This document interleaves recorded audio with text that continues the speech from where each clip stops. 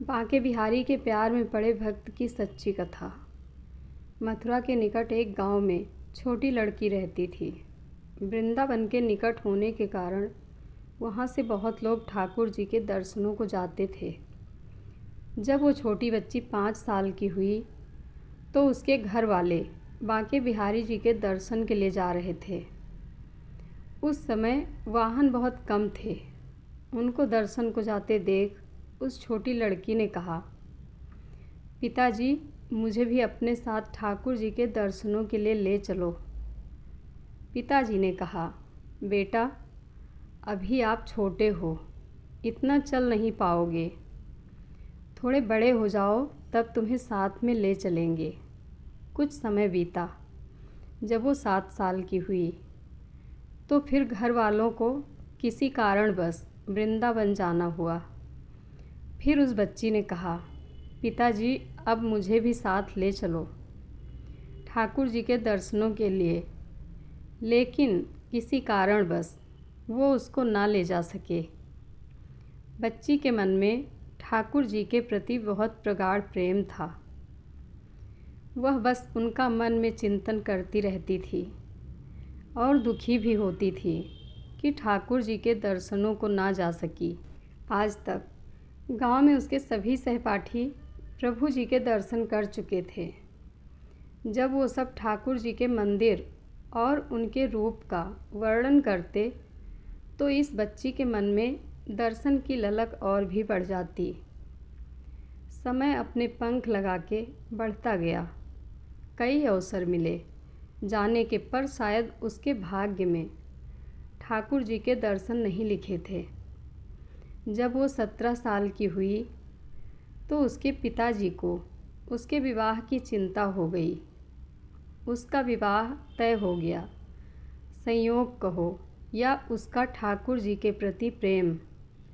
उसका विवाह वृंदावन के सबसे पास वाले गांव में हो गया। वह लड़की बहुत प्रसन्न थी कि अब तो उसको भी ठाकुर जी के दर्शन होंगे। जब विवाह संपन्न हुआ तो वह अपने ससुराल गई। फिर रस्म निभाने के लिए वापस अपने घर आई। 1-2 दिन बाद वो और उसके पति जब वापस अपने घर जा रहे थे तो बीच में यमुना नदी पर उसके पति बोले, तुम कुछ देर इधर बैठो, मैं यमुना में स्नान करके आता हूँ। उस लड़की का चिंतन अब ठाकुर जी की तरफ चला गया और सोचने लगी कि कब ठाकुर जी के दर्शन होंगे। उस लड़की ने लंबा घूंघट निकाल रखा है क्योंकि गांव है, ससुराल है, और वहीं बैठ गई। फिर वो मन ही मन विचार करने लगी, देखो ठाकुर जी की कितनी कृपा है। उन्हें मैंने बचपन से भजा और दर्शन के लिए लालायित थी। उनकी कृपा से अब मेरा विवाह श्री धाम वृंदावन में ही हो गया।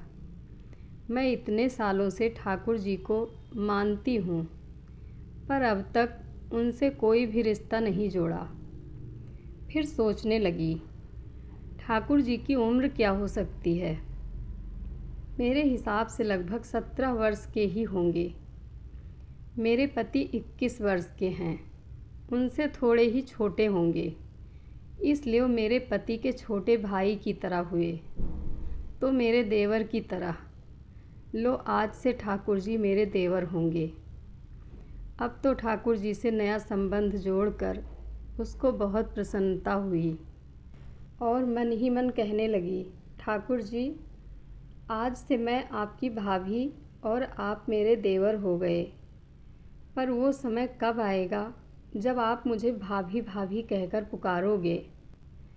जब वो किशोरी ये सब सोच रही थी तभी एक किशोरावस्था का सांवला सा लड़का उधर आ गया और कहने लगा, भाभी भाभी। लड़की अचानक अपने भाव से बाहर आई और सोचने लगी, वृंदावन में तो मैं नई हूँ, ये भाभी कहकर कौन बुला रहा है। वो नई थी, इसलिए घूंघट उठाकर भी नहीं देखा कि गांव के किसी बड़े बूढ़े ने देख लिया तो बड़ी बदनामी होगी। जब वह बालक बार बार कहता पर वह उत्तर ही ना देती। बालक उसके पास आया और कहा, भाभी, नेक अपना चेहरा तो दिखाई दे। अब वह सोचने लगी, अरे ये बालक तो बहुत जिद कर रहा है।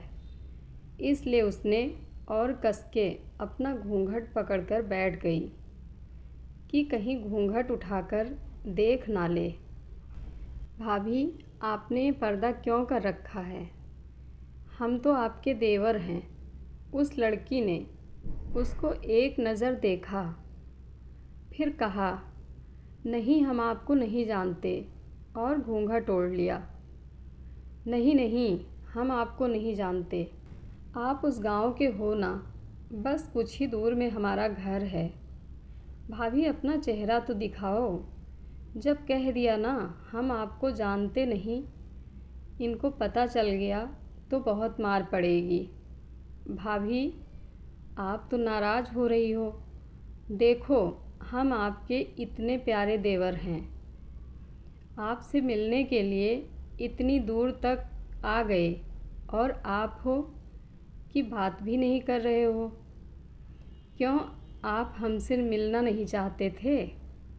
और इतना कहते ही उस लड़के ने घूंघट खींच लिया और चेहरा देखा और भाग गया। थोड़ी देर में उसका पति भी आ गया। उसने अपने पति को सब बात कही। पति बोला, चिंता मत करो, वृंदावन बहुत बड़ा थोड़े ही है। कभी भी किसी गली में लड़का मिल गया तो हड्डी पसली एक कर दूंगा। फिर कभी भी ऐसा नहीं कर सकेगा। तुम्हें जब भी और जहाँ भी दिखे मुझे ज़रूर बताना। फिर दोनों घर चले गए। कुछ दिन बाद उसकी सासू माँ ने अपने बेटे से कहा, बेटा देख, तेरा विवाह हो गया, अब बहू मायके से भी आ गई, पर तुम दोनों अभी तक बांके बिहारी जी के दर्शन के लिए नहीं गए। कल तुम जाकर बहू को ठाकुर जी के दर्शन करा कर लाना। अगले दिन दोनों पति पत्नी ठाकुर जी के दर्शन के लिए मंदिर जाते हैं। मंदिर में बहुत भीड़ थी। लड़का कहने लगा, देखो, तुम स्त्रियों के साथ आगे जाकर दर्शन करो, मैं आता हूँ। जब वो आगे गई पर घूंघट नहीं उठाती।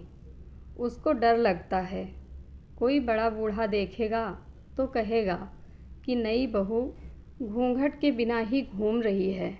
बहुत देर हो गई तो पीछे से पति ने आकर कहा, अरे बावली, ठाकुर जी के सामने है, घूंघट काहे को नाय खोले। घूंघट नाय खोलेगी तो प्रभु जी के दर्शन कैसे करेगी।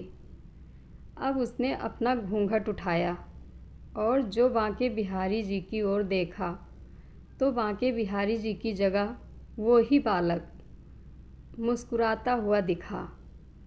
तो वह चिल्लाने लगी, सुनिए ओ जी, जल्दी आओ, जल्दी आओ। पति जल्दी से भागा भागा आया और बोला, क्या हुआ? लड़की बोली, उस दिन जो मुझे भाभी भाभी कहकर भागा था ना, वह लड़का मिल गया। पति ने कहा, कहाँ है? अभी उसे देखता हूँ, बता तो ज़रा। उसने ठाकुर जी की ओर इशारा करके बोली, ये रहा, आपके सामने ही तो है। उसके पति ने जब देखा तो अवाक ही रह गया और वही मंदिर में ही अपनी पत्नी के चरणों में गिर पड़ा और बोला, तुम बहुत ही धन्य हो। वास्तव में तुम्हारे हृदय में सच्चा भाव ठाकुर जी के प्रति है। हम इतने वर्षों से वृंदावन में हैं, पर आज तक हमें उनके दर्शन नहीं हुए, और तेरा भाव इतना उच्च है कि ठाकुर जी ने तुझे दर्शन दे दिए। ठाकुर जी से सच्चे प्रेम से जो भी रिश्ता बनाओ तो ठाकुर जी उसे ज़रूर निभाते हैं। जैसे इस कहानी में ठाकुर जी ने देवर का संबंध निभाया। जय श्री बांके बिहारी जी। कथा अच्छी लगे तो कमेंट बॉक्स में अपनी राय ज़रूर दें। धन्यवाद।